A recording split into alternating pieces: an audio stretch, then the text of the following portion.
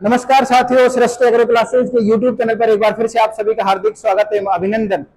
जो भी हमारे साथी हैं कृषि के या फिर बाकी सब्जेक्ट के, जो आरपीएससी एफएसओ यानी कि फूड सेफ्टी ऑफिसर को टारगेट करने की कोशिश कर रहे हैं या सोच रहे हैं, तो जल्दी आने वाली है 2026 के अंदर 100 से ज्यादा पदों के ऊपर वैकेंसी। आज अपन वीडियो में बात करेंगे भाई इसकी एलिजिबिलिटी क्या है, कौन कौन इसके अंदर पेपर दे सकता है, उसके अलावा एज लिमिट क्या है, साथ ही साथ सैलरी कितनी है, उसके बाद इनका वर्क प्रोफाइल, इनकी काम क्या होता है, उन सब बातों की बात करेंगे अपन लोग। तो जो एफएसओ की वैकेंसी है फूड सेफ्टी ऑफिसर, ये लास्ट टाइम आई थी 2022 के अंदर। उसके बाद जब नए जिले बने थे, अशोक गहलोत सरकार ने जब बनाए थे, उसके बाद उन्होंने 100 से ज्यादा नए पद सृजित करे थे। उनकी बात अपन एक बार प्रूफ के साथ करेंगे अपन लोग। तो ये हाल ही के अंदर एक नोटिफिकेशन आया है सरकार के द्वारा,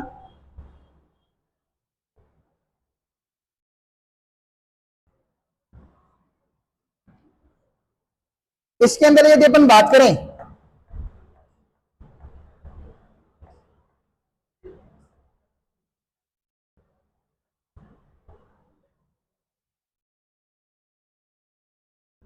पहले तो आप सभी लोग उसकी तारीख देख लें एक बार, कब का नोटिफिकेशन है।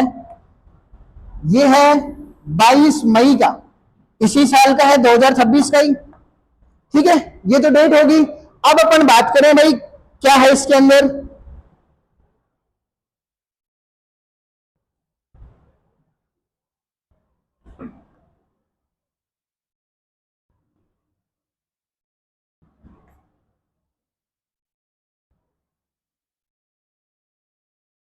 तो जो 2023-24 का जो बजट था उसके अंदर क्या किया, जो पुरानी जो सरकार है उन्होंने क्या किया, अलग अलग जो जिले थे उनके अकॉर्डिंग 100 नए जो खाद्य सुरक्षा अधिकारी हैं, फूड सेफ्टी ऑफिसर है, उनके पदों को सृजित किया। देखो जैसे कि अजमेर के अंदर 1 किया, अलवर के अंदर 4 करे हैं, बांसवाड़ा में 1 किया है, बाड़ा के अंदर 3 करे हैं, भरतपुर में 4 करे हैं। ऐसे कर करके इन्होंने कुल कितने पद सृजित करे हैं, 100 पद सृजित करे हैं। देखते रहो आप लोग, ये अलग अलग जिले में क्या है, अलग अलग पदों की संख्या उस समय पर सृजित करी गई थी। तो ये कुल पदों की संख्या उस समय पर करी गई थी 100, ठीक है। और हाल ही फिलहाल के अंदर आपने देखा होगा इन पदों के ऊपर नीचे किसके सिग्नेचर हैं और कितने तारीख को है,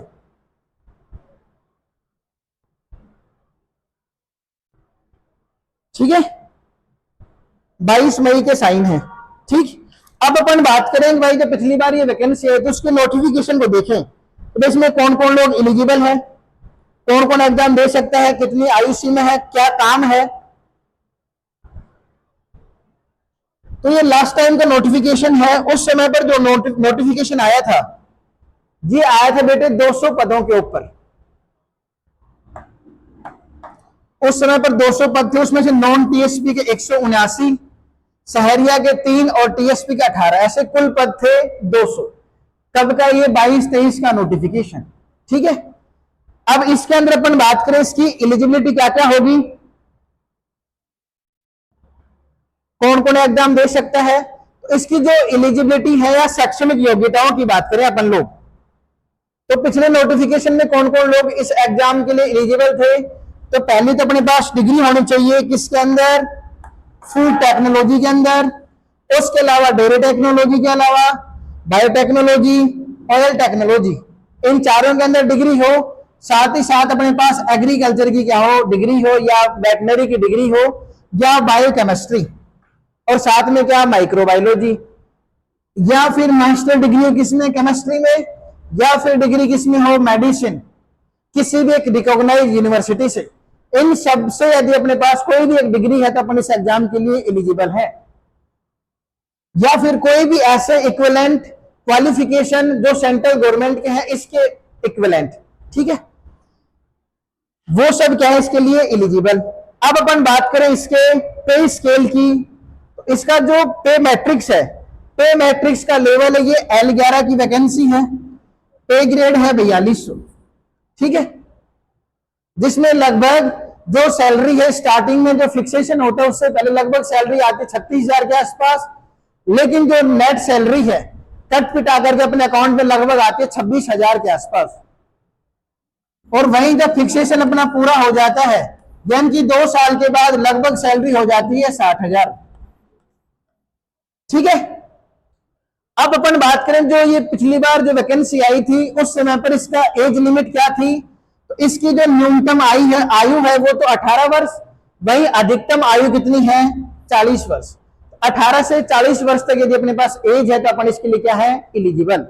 ठीक है, अब एज क्या है, एज में रिलैक्सेशन भी है, यानी कि आयु में छूट है कैटेगरी वाइज। ठीक है, यानी कि अपन जिस भी जाति के अंदर है उसी के अकॉर्डिंग क्या है, यहां पर एज में क्या है छूट है।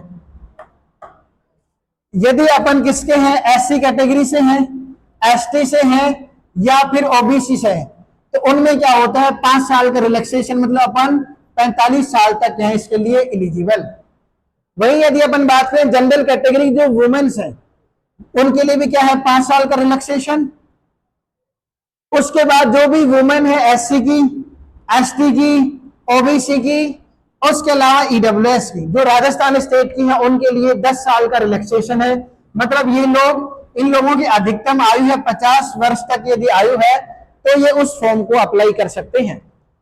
उसके अलावा जो भी विडो है और जो डाइवोर्स महिलाएं हैं इनके लिए आयु सीमा में कोई भी छूट नहीं है, तो इनके लिए अधिकतम आयु कितनी है 40 वर्ष।